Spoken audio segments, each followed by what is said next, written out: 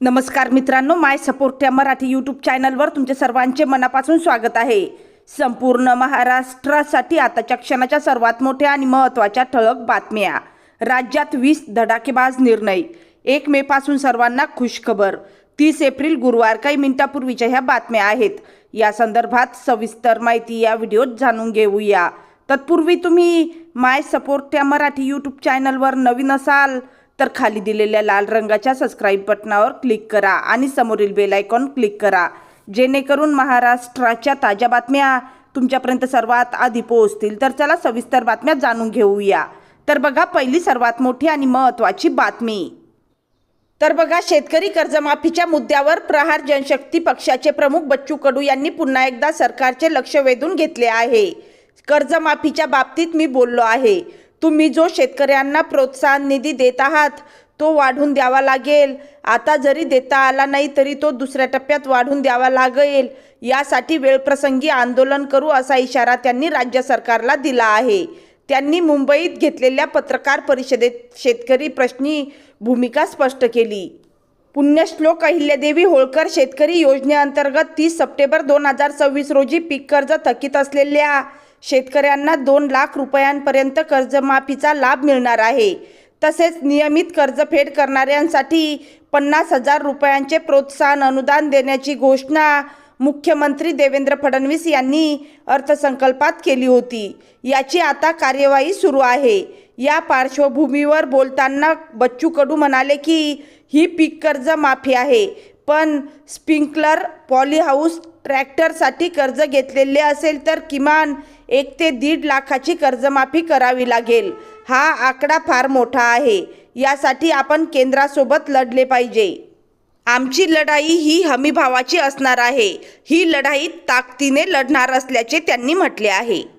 त्यानंतरची सर्वात मोठी आणि लाडक्या बहिणींसाठी महत्त्वाची बातमी बघा। मुख्यमंत्री माझी लाडकी बहीण योजनेच्या लाभार्थींसाठी ऑनलाईन ई-KYC प्रक्रियेसाठी आता आजचा दिवस म्हणजे 30 एप्रिल ही शेवटची मुदत आहे। ही प्रक्रिया वेळेत न झाल्यास महिला या योजनेतून कायमच्या बाद होऊ शकतात। त्यामुळे लाडक्या बहिणींनी लवकरात लवकर ई-KYC करून घ्यावी। त्यानंतरची सर्वात मोठी आणि महत्त्वाची बातमी बघा। ग्रामीण भागातील किडनी विकारग्रस्त रुग्णांना शासकीय दवाखान्यात मोफत डायलिसिस सुविधा उपलब्ध करून देणाऱ्या महाडायलिसिस योजनेचा राज्यात महाराष्ट्र दिनी विस्तार करण्यात येणार आहे। सार्वजनिक आरोग्य व कुटुंब कल्याण मंत्री प्रकाश आंबेडकर यांच्या हस्ते 1 मे रोजी नवीन 12 डायलिसिस केंद्राचे लोकार्पण करण्यात येणार आहे। राज्यातील किडनी विकारग्रस्त नागरिकांना मोफत डायलिसिस सुविधा उपलब्ध करून देण्याच्या उद्देशाने महाडायलिसिस योजना सध्या विविध शासकीय रुग्णालयात प्रभावीपणे राबवली जात आहे। या सुविधेमुळे राज्यातील हजारो किडनी विकारग्रस्त रुग्णांना मोठा दिलासा मिळणार आहे। त्यानंतरची सर्वात मोठी आणि महत्त्वाची बातमी बघा। नागरिकांची कामे वेळेत व्हावी यासाठी प्रशासन कटिबद्ध आहे। आम्ही जनतेला प्राधान्य देत आहोत। अधिकाऱ्यांकडे जाऊनही काम पूर्ण न झाल्यास नागरिकांनी थेट माझ्याशी संपर्क करावा। माझ्या व्हॉट्सॲप क्रमांकावर स्वतःचे नाव व कामाचा तपशील पाठवावा, असे आवाहन महसूल मंत्री चंद्रशेखर बावनकुळे यांनी अहिल्यानगर जिल्ह्यातील शिर्डी येथे अप्पर जिल्हाधिकारी कार्यालयात जनता दरबार येथे लोकांचे म्हणणे ऐकून घेतले। त्यानंतरची सर्वात मोठी आणि महत्त्वाची बातमी बघा। कुठल्याही परिस्थितीत पारदर्शी काम झाले पाहिजे। कुठलाही भ्रष्टाचार खपून घेतला जाणार नाही। भ्रष्टाचार झाला तर एखाद्याला पदावरून काढावे लागेल तरी चालेल। काम करण्यासाठी लोकांनी आपल्याला निवडून दिले आहे। प्रत्येक गोष्टीत देवाभाऊ तुमच्या पाठीशी आहे, पण चुकलात तर चुकीला माफी नाही, असा इशारा मुख्यमंत्री देवेंद्र फडणवीस यांनी सोलापूर येथे नेते, पदाधिकारी आणि कार्यकर्त्यांना दिली आहे। त्यानंतरची सर्वात मोठी आणि महत्त्वाची बातमी बघा। मुख्यमंत्री देवेंद्र फडणवीस यांच्या अध्यक्षतेखाली आज राज्य मंत्रिमंडळाची बैठक पार पडली। या मंत्रिमंडळाच्या बैठकीत 7 महत्त्वाचे निर्णय घेण्यात आले आहे। त्यामधील पहिला निर्णय AI विश्वात महाराष्ट्राचे महत्त्वाकांक्षी पाऊल। महाराष्ट्र कृत्रिम बुद्धिमत्ता धोरण 2026 जाहीर। राज्यात 10,000 कोटींपेक्षा अधिक गुंतवणूक आणि 1.5 लाख रोजगार संधीची निर्मिती। राज्यभरात AIच्या संधीचे संतुलन साधण्यासाठी 6 AI उत्कृष्टता केंद्र स्थापन होणार. याशिवाय 5 AI इनोव्हेशन सिटीजची स्थापना होणार.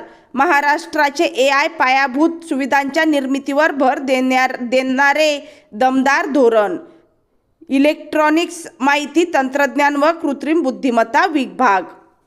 त्यानंतरची सर्वात मोठी आणि महत्त्वाची बातमी. सामाजिक समता व समरसता वर्षानिमित्त 7 समुद्रपार महापुरुषांच्या विचारांचा जागर.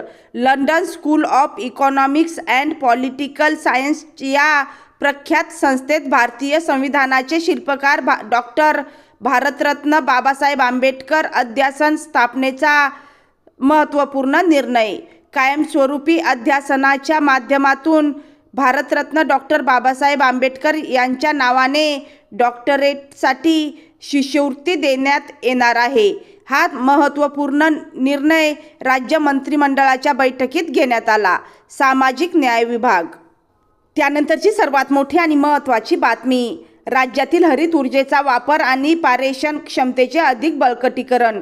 त्यासाठी majestic Maharashtra accelerating green energy and storage technologies integration in connected योजना राबविण्यात येणार. योजनेसाठी जागतिक बँकांकडून कर्ज मिळणार. त्याबाबतचा प्राथमिक अहवाल केंद्र सरकारकडे पाठविण्यास राज्य मंत्रिमंडळाची मान्यता मिळाली आहे. त्यानंतरची सर्वात मोठी आणि महत्त्वाची बातमी बघा. दिव्यांगांच्या शिक्षण भरारीला आणखी बळ. उच्च माध्यमिक परीक्षोत्तर शिक्षण घेणाऱ्या दिव्यांग विद्यार्थ्यांना शिष्यवृत्ती मिळणार. गत 12 वर्षानंतर पहिल्यांदाच भरीव वाढ. आता दिव्यांग विद्यार्थ्यांना विद्यापीठ परीक्षा बोर्ड संस्थेला भरावे लागणारे शुल्क, प्रवेश शुल्क, शिक्षण शुल्क, नोंदणी शुल्क, ग्रंथालय, नियतकालिकांसाठी वैद्यकीय तपासणीचे शुल्क मिळणार. दिव्यांग सक्षमीकरण विभाग. त्यानंतरची सर्वात मोठी आणि महत्त्वाची बातमी बघा. रत्नागिरी जिल्ह्यातील मौजे नाचणे येथे केंद्रीय महाविद्यालयाला जमीन. कोकणातील होतकरू विद्यार्थ्यांसाठी शिक्षणासाठी आणखी एक महत्त्वाची सुविधा. केंद्र सरकारचे केंद्रीय विद्यालय संघटन नवीन केंद्रीय विद्यालय उभारणार. मौजे नाचणे येथील 2.5 हेक्टर जमीन उपलब्ध करून देणार. हा निर्णय राज्य मंत्रिमंडळ बैठकीत घेण्यात आला आहे. महसूल विभाग. त्यानंतरची सर्वात मोठी आणि महत्त्वाची बातमी बघा.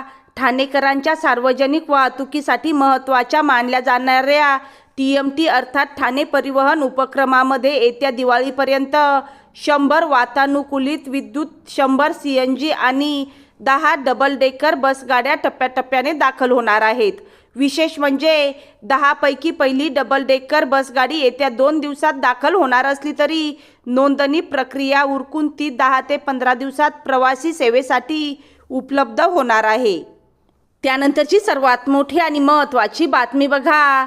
शहरातील प्रसिद्ध असे KEM अर्थात किंग एडवर्ड मेमोरियल रुग्णालयाचे नाव बदलण्यात यावे अशी मागणी कौशल्य विकास मंत्री मंगलप्रभात लोढा यांनी केली होती. त्यांनी त्या आशयाचे पत्रसुद्धा महापौर रितू तावडे यांना दिले होते. त्यानंतर हा प्रस्ताव मुंबई महानगरपालिकेच्या आरोग्य समितीकडे पाठवण्यात आला होता. आरोग्य समितीकडे हा प्रस्ताव आल्यानंतर तो मंजूर करून आयुक्तांकडे अभिप्रायाकरता पाठवला गेला होता. आता आयुक्तांनी सुद्धा या प्रस्तावाला हिरवा कंदील दाखवला आहे. त्यामुळे ऐतिहासिक KEM रुग्णालयाचे जुने नाव बदलून आता कौशल्यश्रेष्ठ एकलव्य स्मारक रुग्णालय या नावाने ओळखले जाणार आहे. परंतु या नामांतरणाला रेसिडेंट डॉक्टर्ससोबतच विरोधकांकडूनही तीव्र विरोध करण्यात आला आहे.